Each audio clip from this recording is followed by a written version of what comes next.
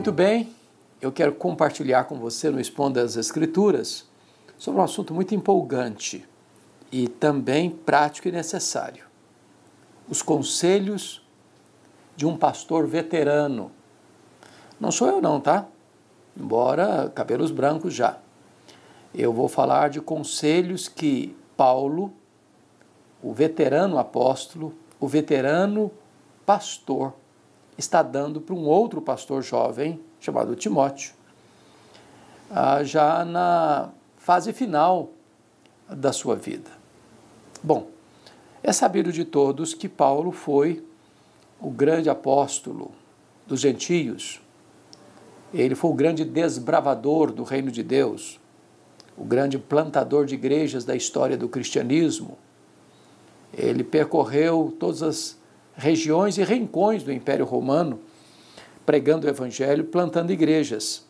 Deixou igrejas plantadas nas províncias da Galácia, da Macedônia, da Acaia, da Ásia Menor. E ele foi aquele incansável obreiro que pregou a tempo e a fora de tempo, com saúde ou doente, preso ou em liberdade, com fartura ou com escassez. Jamais permitiu que a perseguição de uns, a crítica de outros ou as circunstâncias adversas tirassem dele o ânimo, a disposição de pregar. Paulo, por onde passou, foi perseguido por pregar o Evangelho. Foi perseguido em Damasco, foi rejeitado em Jerusalém, foi esquecido em Tarso, foi apedrejado em Listra, foi açoitado em Filipos, foi escorraçado de Tessalônica, foi enxotado de Bereia, foi chamado de tagarela em Atenas, foi chamado de impostor em Corinto, enfrentou feras em Éfeso, foi preso em Jerusalém, foi acusado em Cesareia, enfrentou um naufrágio para Roma, foi picado por uma cobra em Malta, chegou em Roma preso e algemado. Este homem trazia no corpo as marcas de Cristo. Agora, o apóstolo, que já é um velho, e ele diz isso na carta ao Filemon, porque dos 27 livros da Bíblia, ele escreveu 13 cartas. Agora, já velho, na sua segunda prisão em Roma, ele escreve para o seu filho Timóteo, que também é pastor, para dar conselhos de um pastor veterano a um jovem pastor. Num tempo turbulento de perseguição, num tempo difícil de apostasia, numa época em que os falsos apóstolos, falsos profetas, falsos mestres faziam um trabalho itinerante, tentando perverter o Evangelho e perturbar as igrejas. E ele precisa dar um norte ao jovem pastor Timóteo, que era tímido e também doente, a manter-se íntegro, manter-se fiel, sem jamais se deixar seduzir ou ser pressionado, sem abrir mão de princípios e valores. Bom, os conselhos que Paulo deu a Timóteo e que estão gravados aqui na segunda carta que ele escreve a Timóteo, são conselhos práticos que servem também para nós e para a nossa geração. Quando Paulo escreve esses conselhos, ele estava debaixo de uma terrível perseguição. Porque na primeira prisão, quem estava por trás, orquestrando contra ele, eram os seus irmãos, os judeus. Ele estava preso sob a acusação de ser um pregador do Evangelho. Porém, na sua segunda prisão, ele está preso, acusado de ser um malfeitor, um criminoso. A reputação dele está sendo manchada, maculada. Seu testemunho ilibado, sua conduta irrepreensível está sendo manchada por acusações levianas,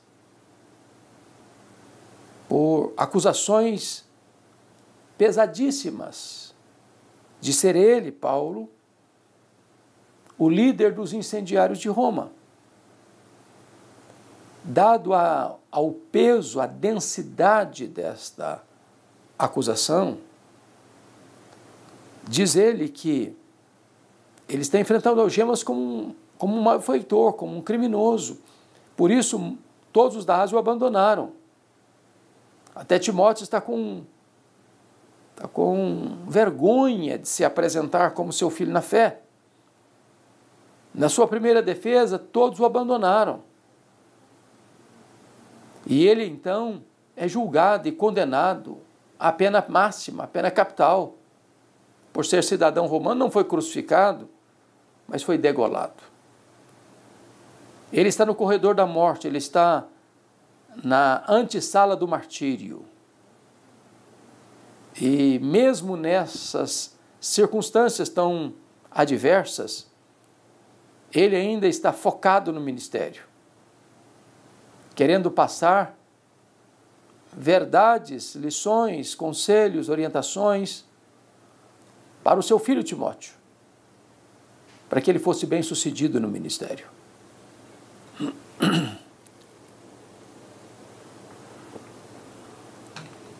E a pergunta é: quais conselhos Paulo vai dar ao jovem Timóteo? John Stott, no seu livro Tu, porém, que é um comentário de excelência desta segunda carta de Paulo a Timóteo, oferece-nos 4 orientações que Paulo dá a Timóteo. E que, por conseguinte, orientações que também servem de farol para a nossa vida. O primeiro conselho está aqui no capítulo 1, versículo 14. Ele diz assim para Timóteo: Timóteo, guarda o bom depósito mediante o Espírito Santo que habita em nós.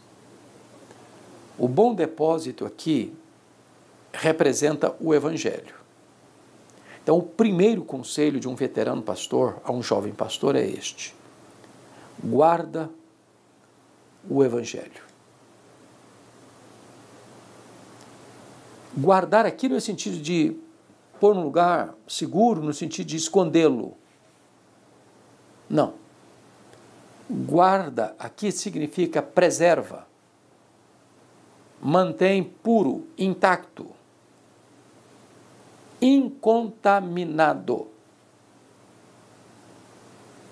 O que Paulo está orientando Timóteo é o seguinte: Timóteo, tem muitos falsos apóstolos, tem muitos falsos profetas, tem muitos falsos mestres, tem muitas novidades no mercado da fé, tem muitas vozes dissonantes.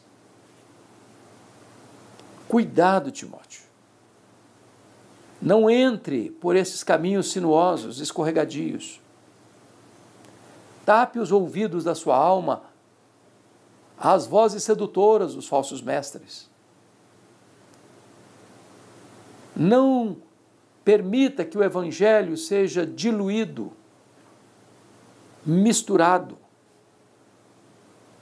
a fim de tornar-se um Evangelho híbrido, sincrético. Portanto, ineficaz. Guarda, Timóteo, o Evangelho. Mantém a sã ortodoxia. Não negocia a verdade. Não transija com os absolutos. Não deixe que a doutrina, a verdade, a essência do cristianismo se misture, se mescle com as filosofias deste mundo, com as ideologias perversas. com as falsas doutrinas engendradas por demônios. O Evangelho é poderoso. Nada pode ser acrescentado a ele, nada pode ser tirado dele. Qualquer concubinato entre a verdade e a mentira, entre o Evangelho e outro Evangelho, entre a sã doutrina e as doutrinas heterodoxas, vai diluir o Evangelho e vai tirar dele a sua eficácia. Então, Timóteo, guarda o bom depósito, mediante o Espírito Santo. A sã doutrina carece da assistência do Espírito Santo de Deus, porque o papel do Espírito Santo é nos guiar à verdade, é nos fazer lembrar a verdade. O Espírito de Deus jamais vai guiar você por um caminho fora da Bíblia, por experiências e práticas estranhas à Bíblia. Então, o primeiro conselho de um pastor veterano, um jovem pastor, é: guarda intacto, sem mistura, o Evangelho. Esse é o primeiro ponto.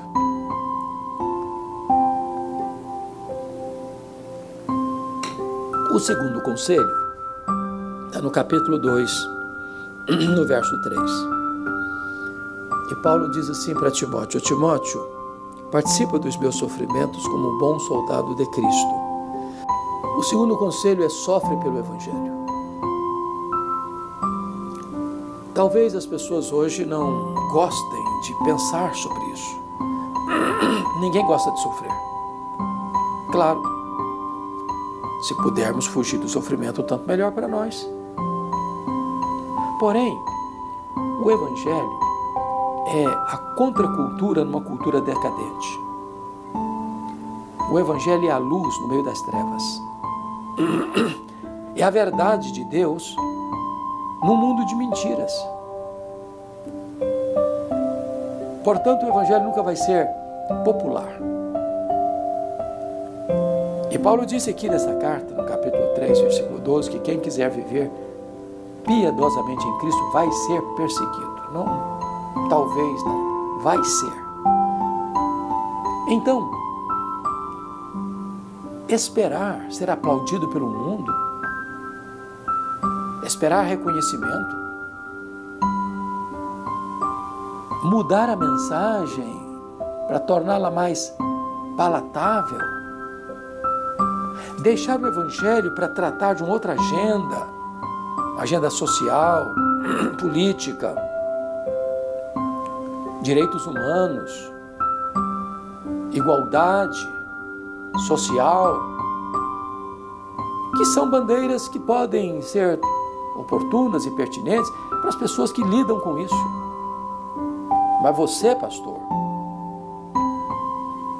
eu, pastor, nós, pastores, que temos o compromisso de pregar o Evangelho, não podemos nos desviar da rota. Toda igreja que abraçou o liberalismo, por exemplo, assinou no mesmo dia o seu atestado de óbito. As igrejas que deixaram o puro e simples Evangelho para abraçar outras bandeiras já começaram a sucumbir, já estão desidratando,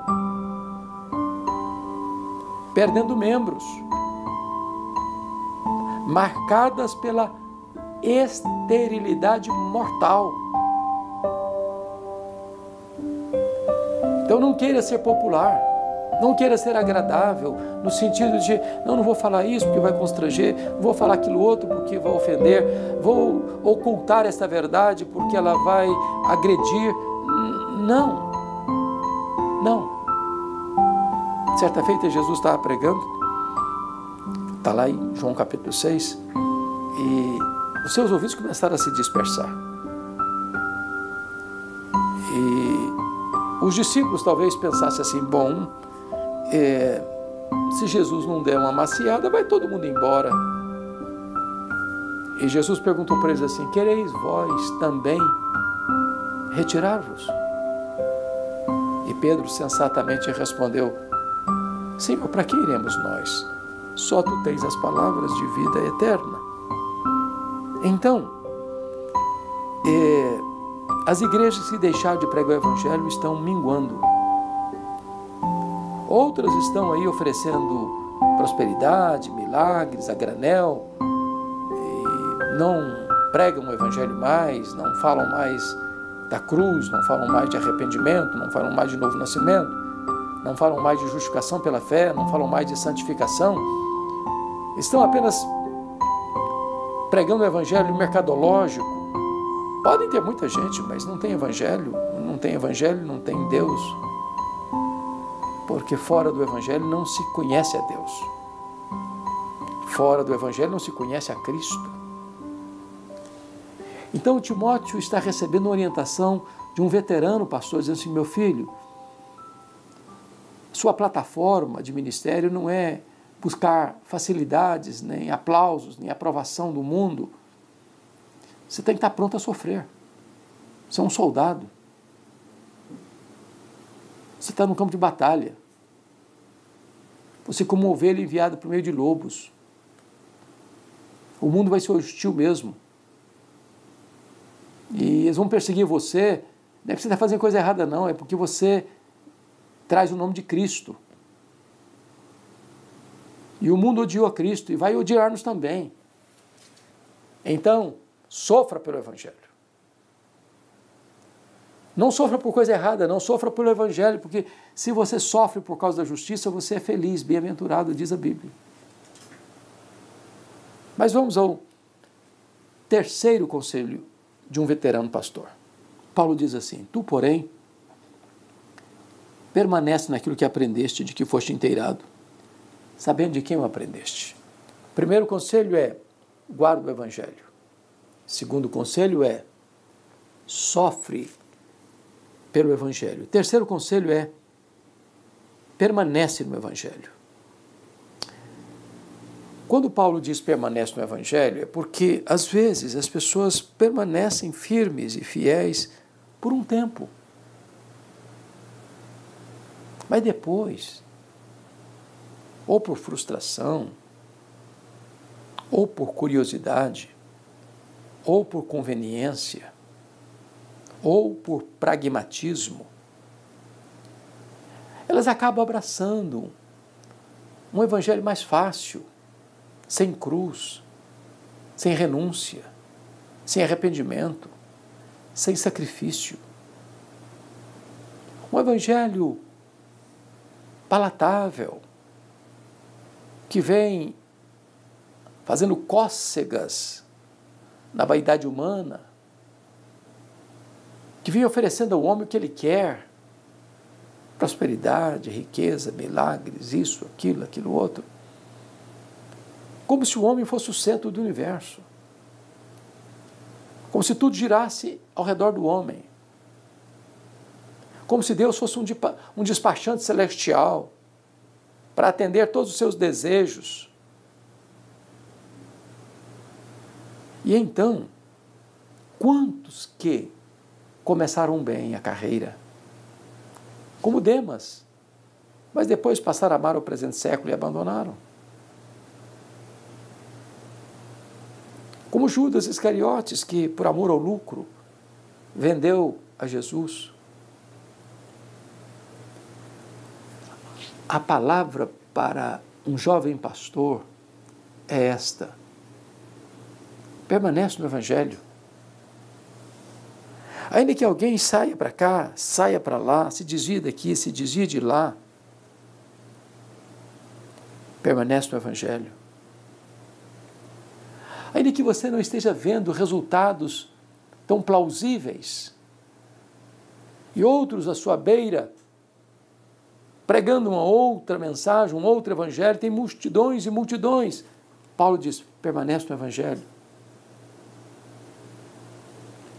Ainda que alguém à sua porta esteja se enriquecendo com uma mensagem mercadológica,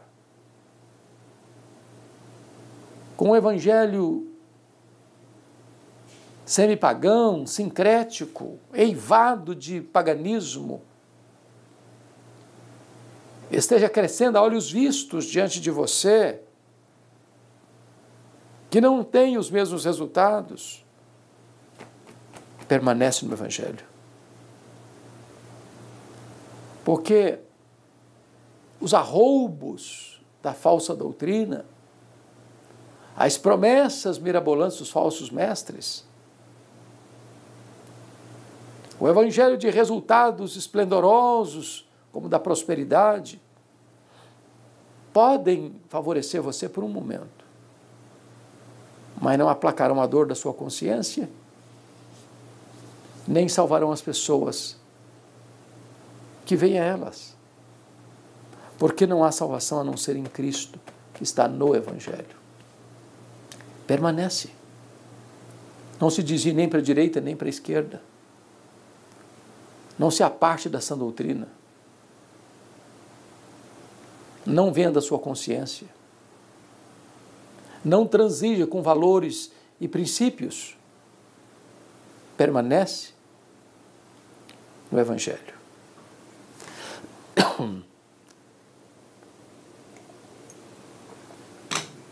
Nós vamos agora ao quarto conselho de um pastor veterano para um jovem pastor. Está no capítulo 4, versículo 2. Ele diz assim: prega a palavra, insta, quer seja oportuno, quer não, corrige, repreende, exorta com toda a longanimidade e doutrina. Guarda o evangelho, sofre pelo evangelho, permanece no evangelho e agora ele diz, prega o evangelho. Esta mensagem, a palavra, ela não pode ser retida. Ela precisa ser transmitida. Ela não é apenas para nós. Nós fomos chamados para sermos enviados. Todo aquele que foi um receptáculo da graça, agora é um transmissor dela. Pregar a palavra não é privilégio de uma elite espiritual, é compromisso e agenda de todos aqueles que foram salvos. Prega a palavra. Abra sua boca. Porque não há poder nas suas palavras, mas há poder na palavra de Deus. Na medida que você abre a boca e compartilha esta mensagem e proclama esta mensagem, o Evangelho é o poder de Deus para a salvação de todo aquele que crê. O Espírito Santo opera nessa palavra, gerando nova vida, transformação. Não há esperança para a igreja, nem para a sociedade, nem para o mundo, a não ser no Evangelho.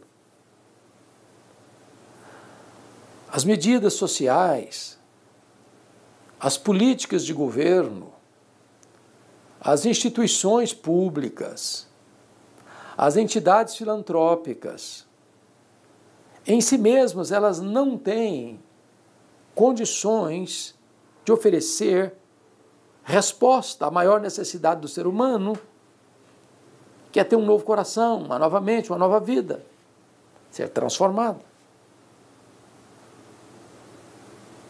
Equivoca-se a igreja que muda sua agenda